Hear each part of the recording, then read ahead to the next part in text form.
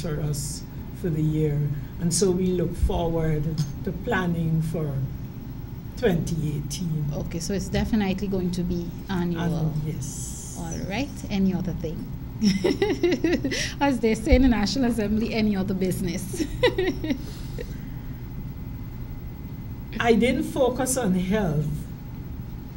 You have about 2 minutes to do that. I'd just like to say that the Ministry of Public Health, in reorganizing the health sector in Guyana, that they have written us and that they are going to work towards the East Bank Demerara Regional Hospital being a smart health care facility. Oh. So we should see improvements in services and improvements in the kind of facility that is there at Diamond on the east bank of Demerara.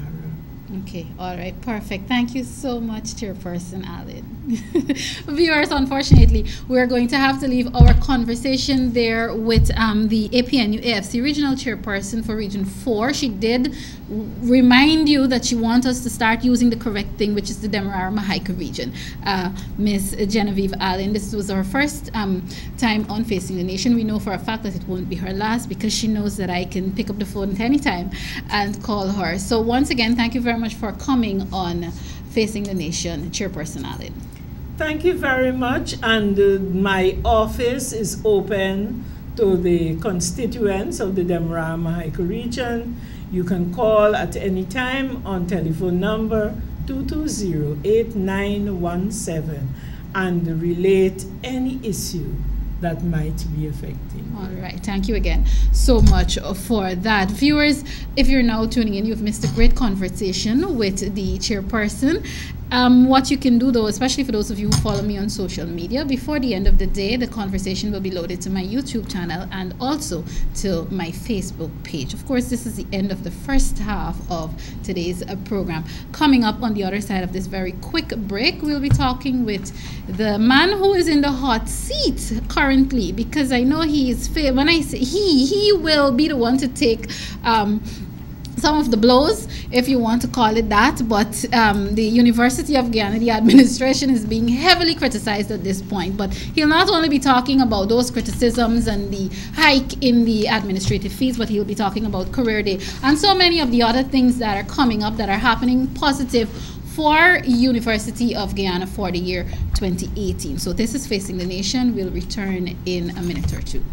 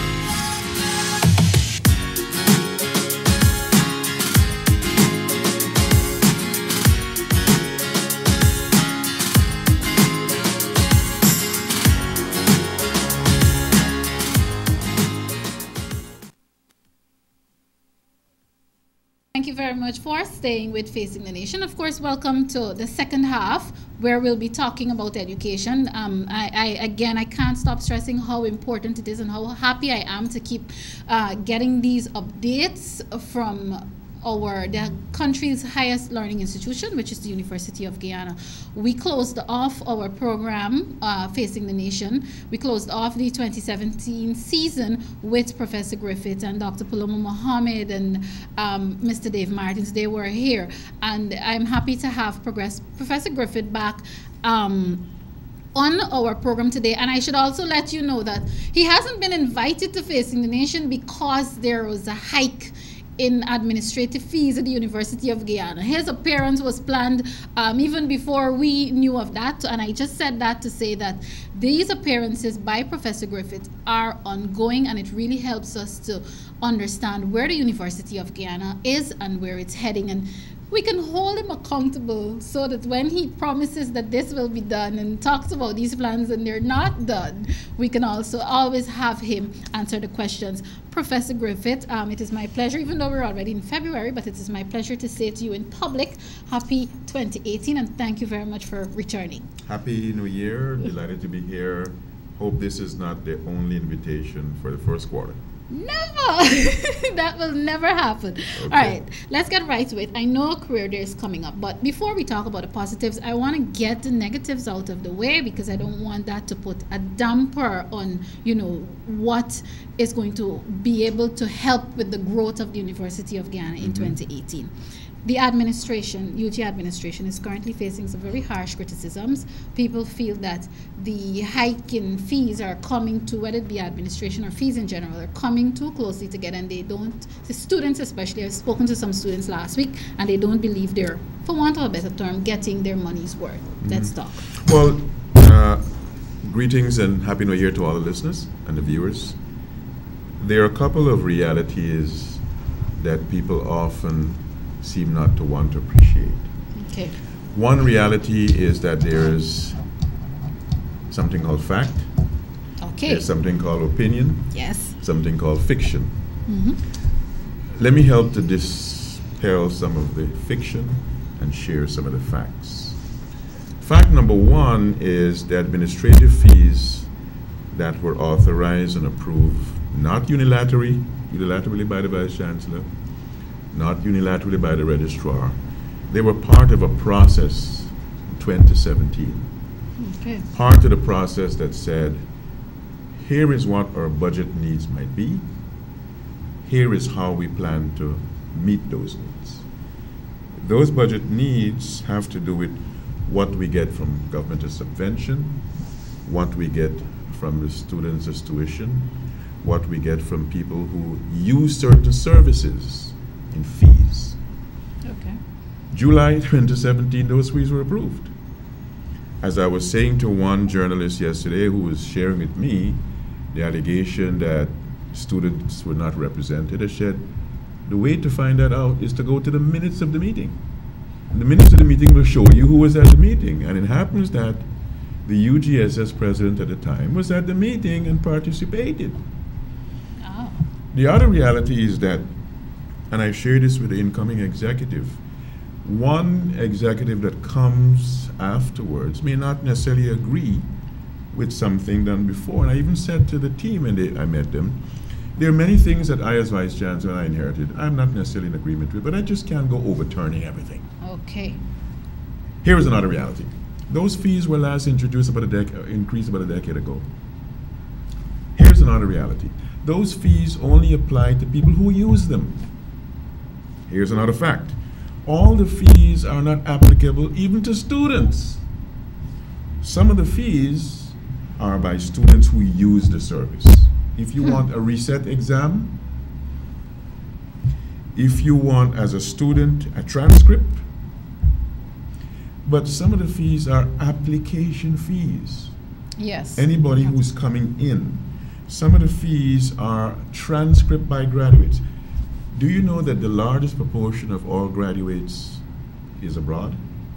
Yes. And that when we get requests for transcripts, it invariably involves not only the cost of producing the transcripts, but mailing them. There is a cost to the service we deliver. Here's another fact. Some of the fees that we are introducing are for services that we never charged before, and those services are increasing in the requests. Students Hundreds of students every month come for letters to go to the embassies to get visas. Those were free. We're saying we can no longer do those as free. Yes, because So the reality is that A, these fees do not involve all the students. B, the fees are only by students who use the services. And C, and this may be a EFG, if you go and ask what are the commensurate costs by the other universities in Guyana for those same fees, yes, I've got the list of those costs. As a matter of fact, when I saw, and I'm not going to call the name, what one university in this nation, offshore university, charges, I thought they made an error. I said, they can't be charging those many. So I had the assistant registrar double check, the vice chancellor. That is what they charge. So it is not true that these were unilaterally imposed.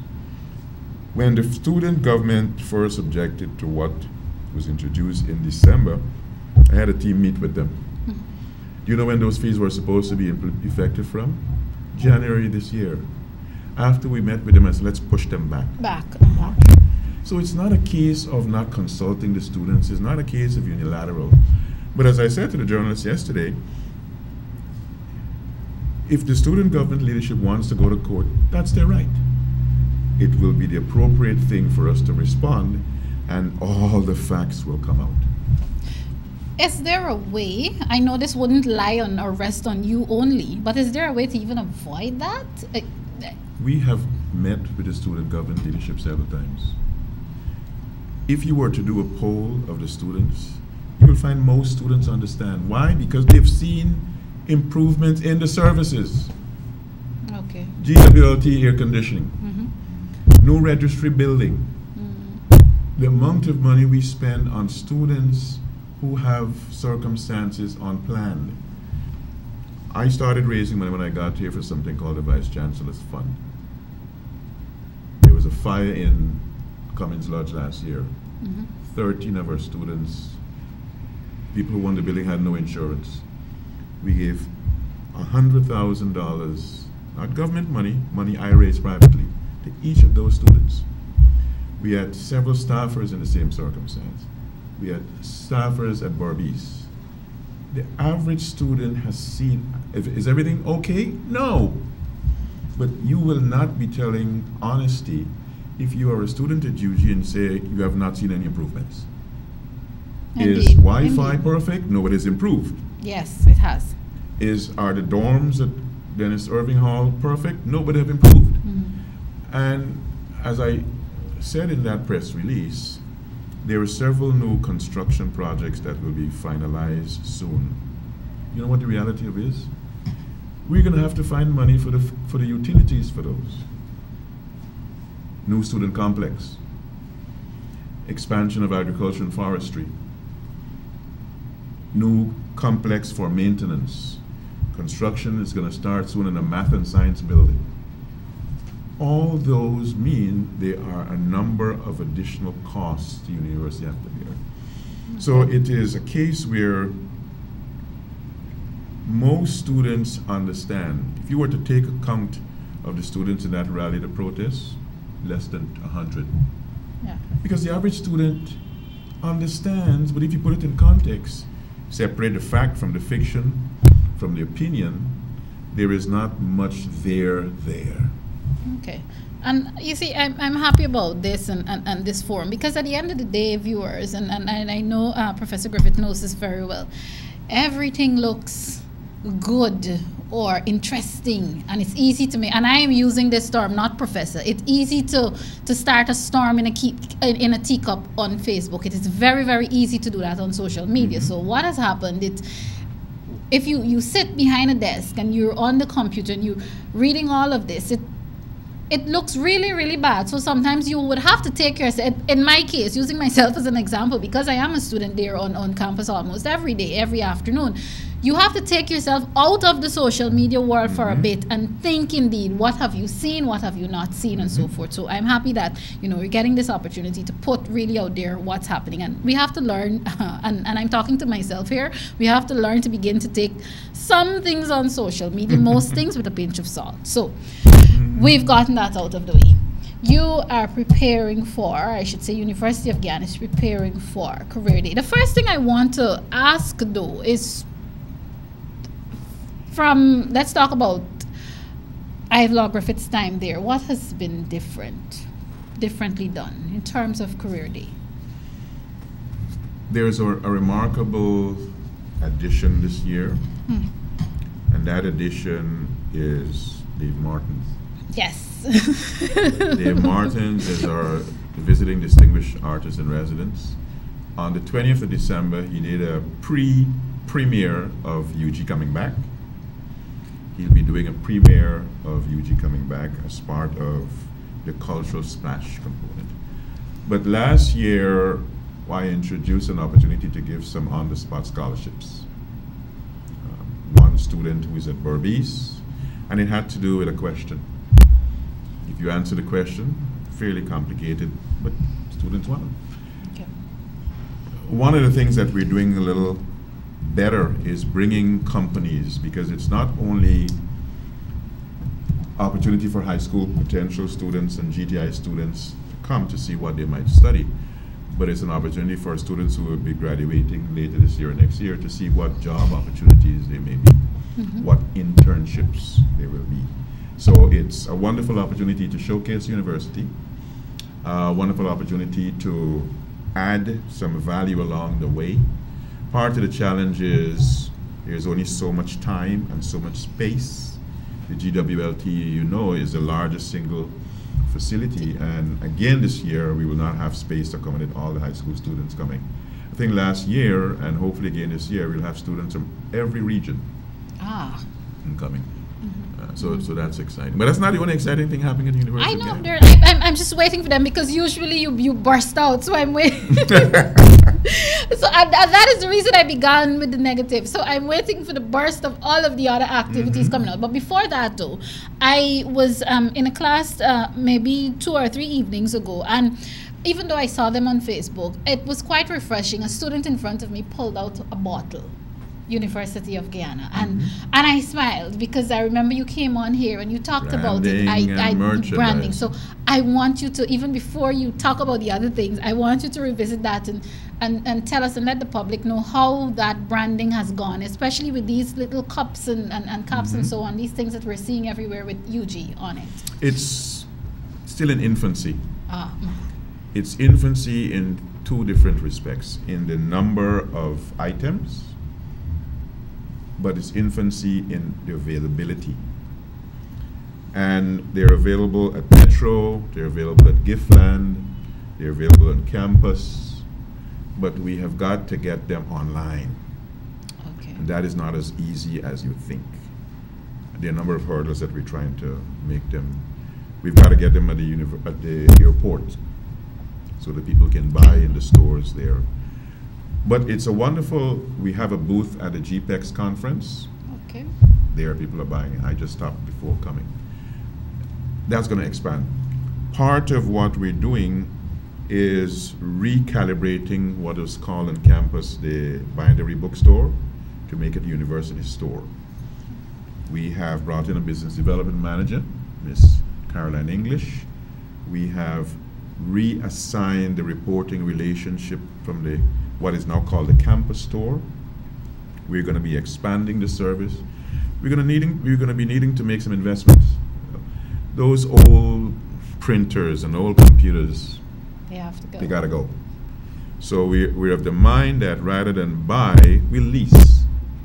And lease with a view to having, whenever something doesn't work, people who will lease it from come and fix it. We've got to increase and improve the customer service. We've got to increase and improve the profitability. And that campus store redesign is an integral part of the merchandising branding project. Okay. But I'm excited. Perfect. Perfect. All right. Let's talk about the other things now, the other things that are happening in first quarter 2018. Well, last 2 weeks was a phenomenal week for the university and the community. We had Turkine and Tain Talks 11, which focused on education as freedom from the various vantage points. Powerful conversation. And the day afterwards, we had the second Conversation Law and Society looking at borders. Guyana, Venezuela controversy. Suriname claim. We had the Guyana ambassador to Suriname there. We had ambassador who was an ambassador to Zambia and the United Kingdom, written extensively on the Guyana-Venezuela controversy. And then we had Major General Joe Singh. Phenomenal conversation. I think it's the single largest attendance, both in person and online. And I think what I said in my Facebook post is that a kind of a fortuitous coincidence that 2 days before that, we had the announcement by the United Nations Secretary General of the matter going to the World Court. World Court, yes. What I announced there as well is I have set up a task force at the university headed by Registrar, who's an historian, and I'll be proposing, and I've already alerted Foreign Minister, I'll be proposing a partnership with Ministry of Foreign Affairs and some other entities. We do not adequately educate our citizens about those border controversies. Very true. I said then that the first time I went to Venezuela in 1981, I could not, until the third day, understand why they were playing the national anthem so much. It is part of a total, for decades, campaign. If you go to all the schools, La Zona en Reclamación is part of what they learn.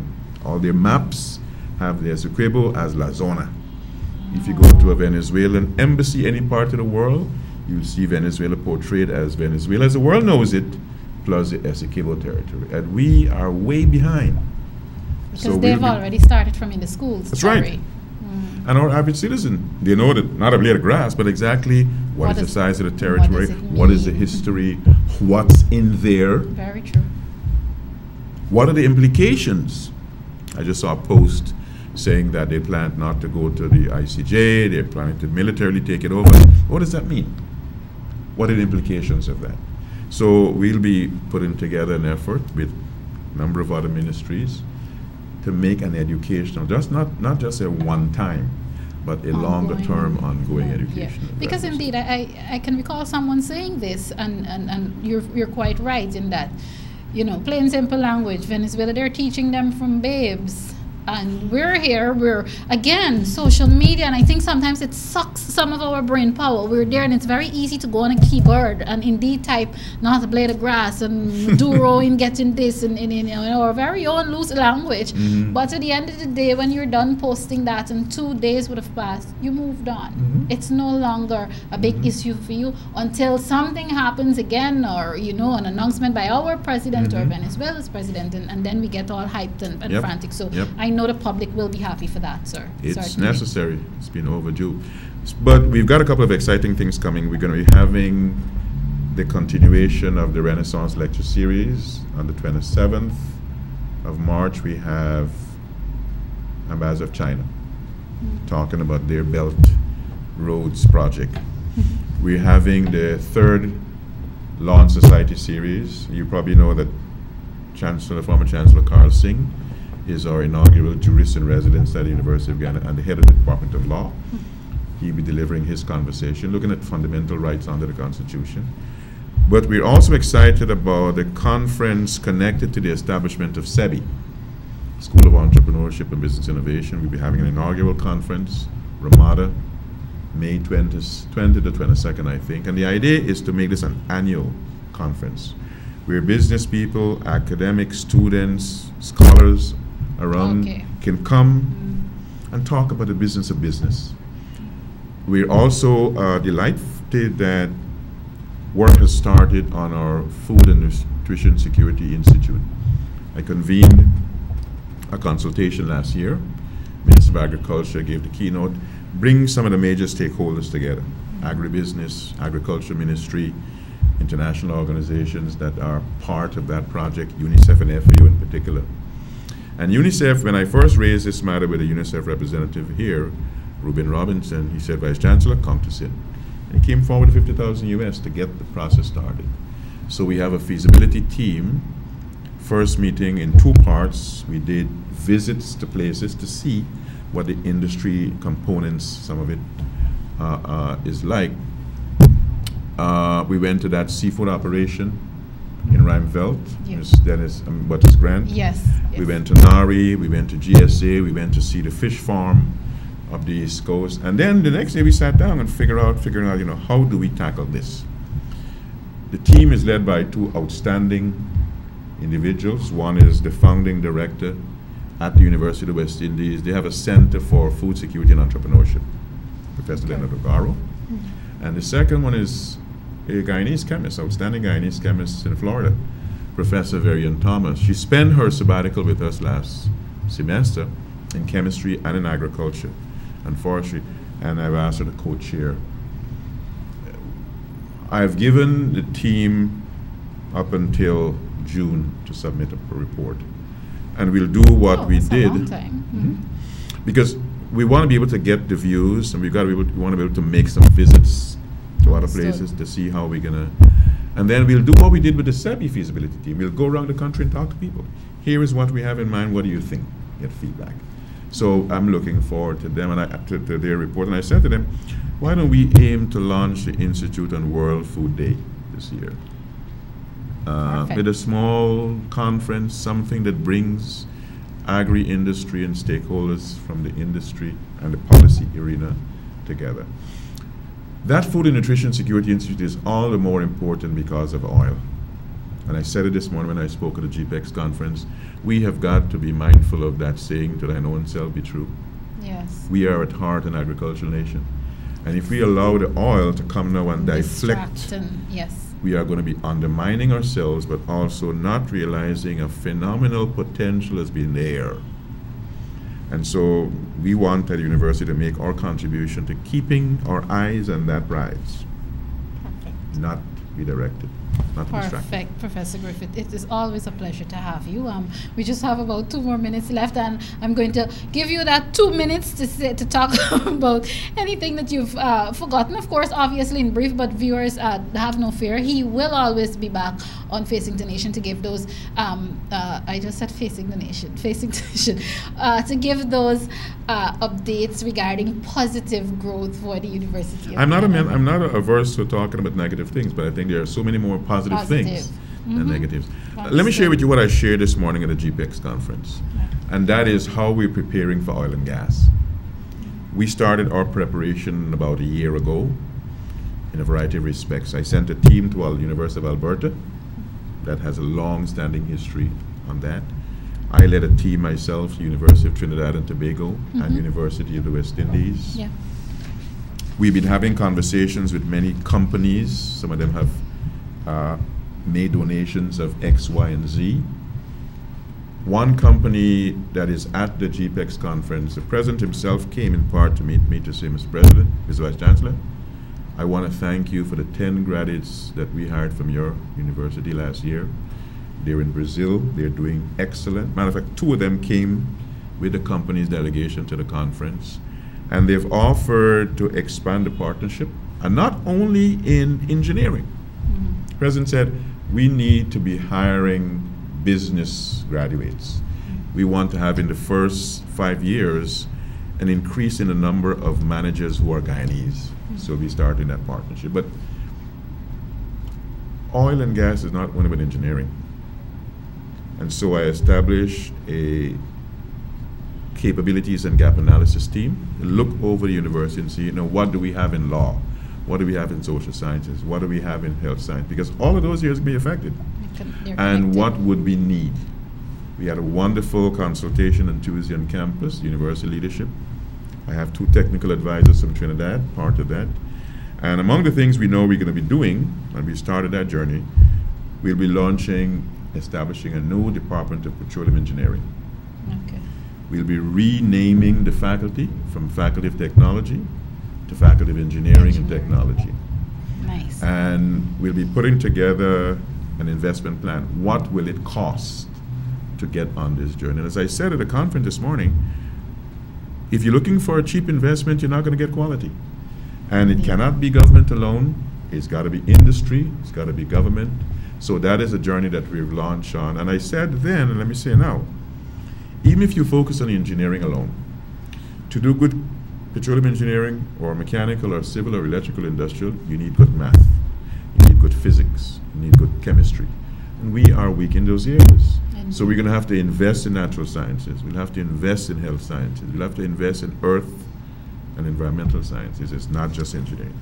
But that's a journey on which we'll launch, and I'm excited about it. Exactly, and we'll talk much more about that the next time Professor Griffith returns to Facing the Nation. Viewers, if you're now joining us, this has been the second conversation for the program, where we were talking to the Vice Chancellor of the University of Guyana, Professor